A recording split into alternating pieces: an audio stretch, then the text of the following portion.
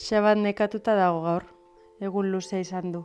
Eta holakotan, ipuin interaktibo bat kontatzen diot, horrela lasaitu eta postu egiten da. Ipuinaren aurretik eta ondoren, formula polit bat erabiltzen dut. Aldiro, horrela berak badaki zer datorren. Nahi dozu ipuintxo bat kontatzea gaur, Xabat?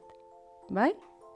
Dilindalan, dilindalan. Erapuntu eusek aurkezten du, jolasak eta solasak. Ipuinaren ordua. Ipuina kontatuko dugu, Xabat? Bai? Dilindalan, dilindalan, ipuinaren ordua da.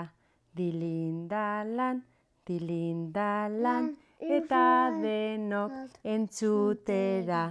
Begiak zabalik den-dena ikusteko, belarriak adi-adi entzuteko, ahoa kris, kros, itxita, ipuina hasiko da. Gentilen ipuina.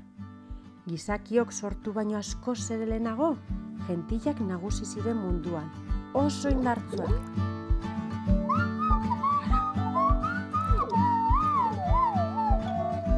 Erraldoi guztiak bezala mehatzari eta nekazari aritzen ziren.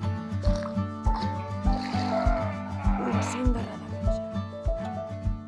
Tamen amaitu da. Ta ala bazan, edo ez bazan, zuek behintzat, gezurrik ez esan.